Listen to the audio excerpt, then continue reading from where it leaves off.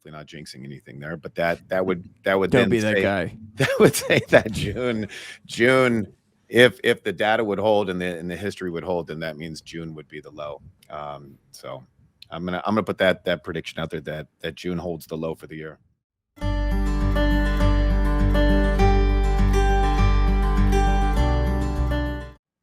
I think it's a good practice for us, and I'm sure everybody wants to hear. I mean, if you're going to make predictions, this is my biggest gripe about the internet. Everyone loves to make predictions, but then you never have to own up to them. So talk about what we said last time in the roundtable. For those who listened, probably remember, and those who didn't, we'll recap it. But basically, we were talking about by year end that we thought we'd see inflation kind of hit a peak and come down around, I mean, I think we said 4 or 5%. That's, again, this is not just, our crystal ball. This is experts we listen to and following this every day.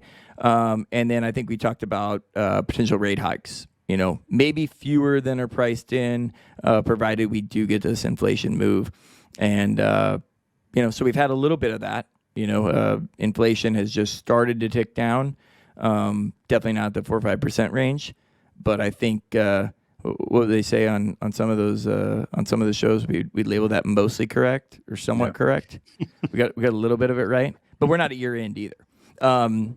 Anything new predictions? Anything you guys think for the year end? Again, it doesn't have to be extremely specific, just general direction of the market.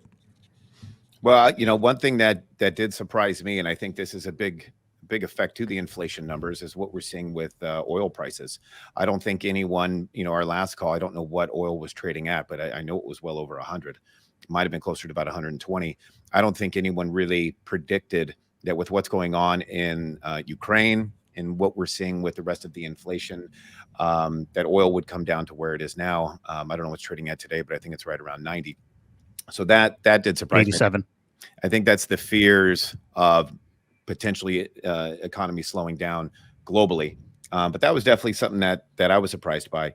I hate calling the market, but I'll put a prediction out there that, I was reading an article, and it's always nice to have history and data on your side. And it was saying that going back to World War II, anytime the stock market has retraced over half of its losses for the year, then it's never gone on to make a new low. And so hopefully not jinxing anything there, but that would Don't then be that say, guy. that would say that June, if the data would hold and the history would hold, then that means June would be the low.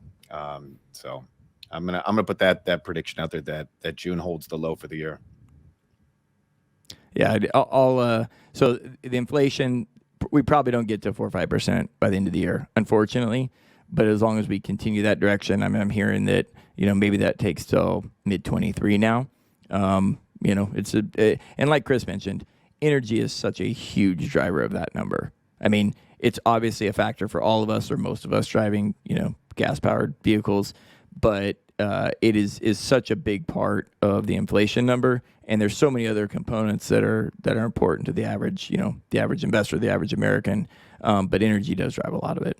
Well, that also ties into one of the other components you mentioned was the housing market, right? And so we talked about interest rates going up over the next, rest of this year and trying to get up to that target range of near 3.5%.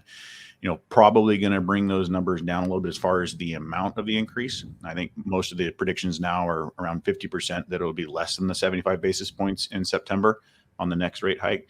But either way, as these rates go up, we're already starting to see it is people are getting priced out of, homes as far as, loans and what they're able to buy or qualify for because of how much the interest rates have changed. So I think one of the things you'll see is that there'll be a slowing down a little bit in the prices of the housing market, which will also help that inflation number come down as it catches up with the interest rate increases here. So a couple of my thoughts on it is I've told clients in meetings, so I guess I'm holding the fire on it, that I do think the market will be higher at the end of the year than it is now.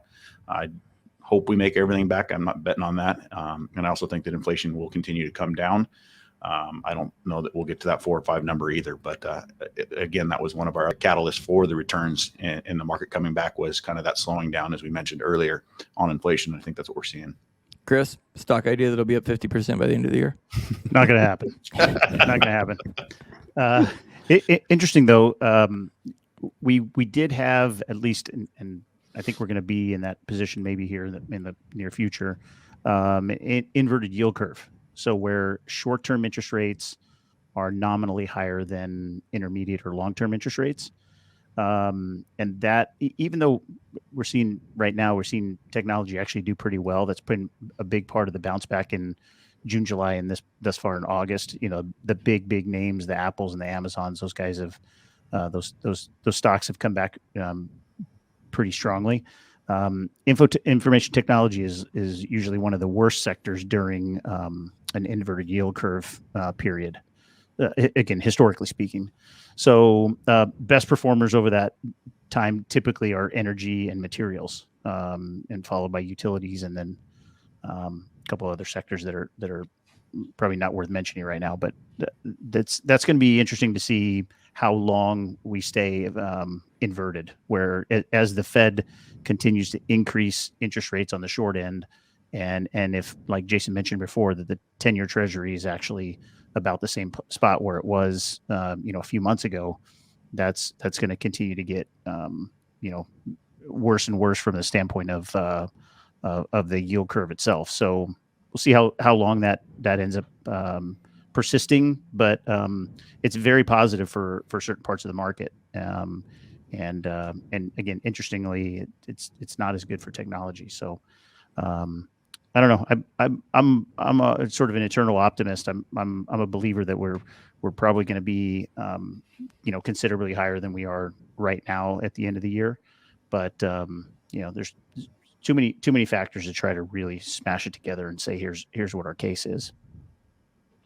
All right. Well, I think we'll probably wrap it up there. We've taken a little bit of your time. I will say this: please do give us questions. I mean, we want to provide value to everybody who's listening, and we want to know what people are thinking. It helps us dial in on the things you really want to hear. So whether that's calling us, sending us an email, website submission, texting, whatever can get the message across, and hopefully we can keep doing these and people find value in them. We really appreciate you joining us today, and we'll be back in Q4 and see how many of these things we hit right on. See you, everybody. Thank you. Thanks all. Yep. Take care.